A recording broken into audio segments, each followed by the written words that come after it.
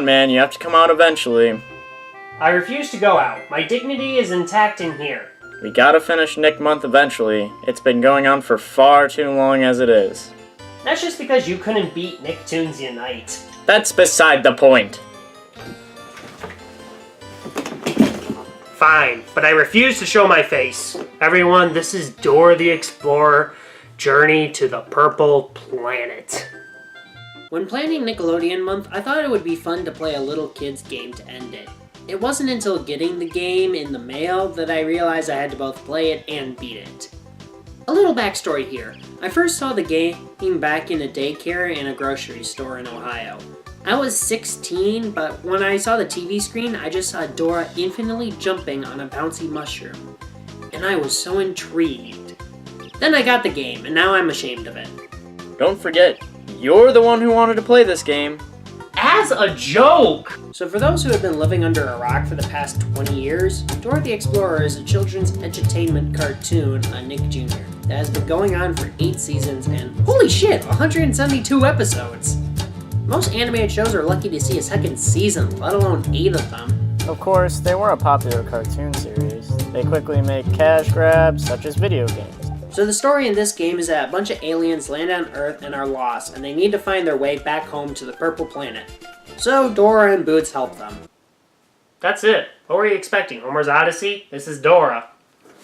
Catch is that the only way to reach the Purple Planet is that we need to ride a rocket to the yellow, green, blue, and red planets to attain the keys to the Mass Effect relay. I mean Spacegate. Let me also emphasize the fact that this is an educational show and they didn't put any real planets in.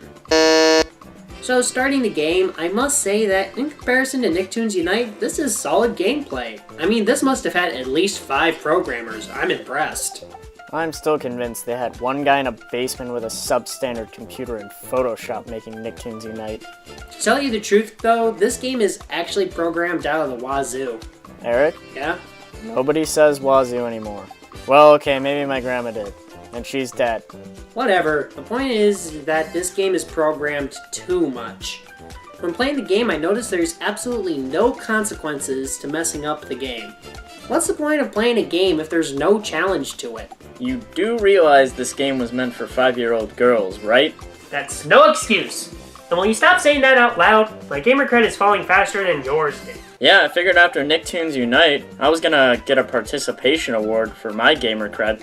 Thanks for proving me wrong, buddy. So one of your objectives is that Dora and oh my god, what did they do to you, Boots? Bad touch, bad touch! Well, it appears he's achieved the rank of pedophile. God, they made Boots look like the love child of Charles Manson and Michael Jackson. If he was a nymphomaniac, that is. I don't feel safe. I need an adult. 2. We need 2 adults. Anyway, Dora and Pedo here must find space gems throughout the level to fuel up the rocket. We need at least 8 to power them up, but they're literally everywhere, so that won't be a problem. Well, is there at least some kind of reward system when you collect all the gems? Bragging rights. You know, since your Xbox reward systems hasn't been invented yet. I don't think you're gonna be bragging about this game anytime soon there, son. So you can find the gems on the ground, on mushrooms, and on hidden trees and bushes. But to be able to find it, you... Okay. I didn't want to bring this up, but take a look at how Boots goes to get a gem, and keep in mind what we said earlier.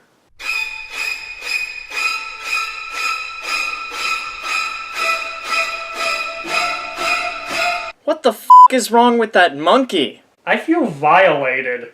Would it be out of line to say I never feel like watching porn again? Well, it's a good thing that my childhood is gone, because otherwise that would have stolen it. Swipe or no swiping! Swipe or no swiping!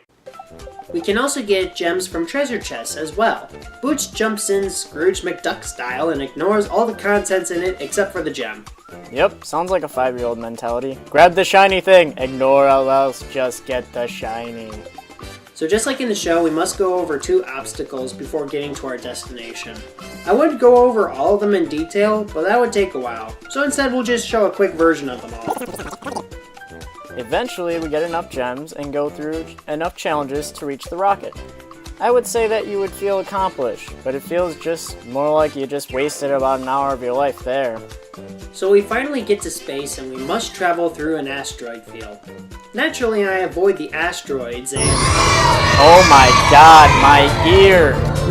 Unfortunately, when you dodge an asteroid and get the gems, the aliens chant in...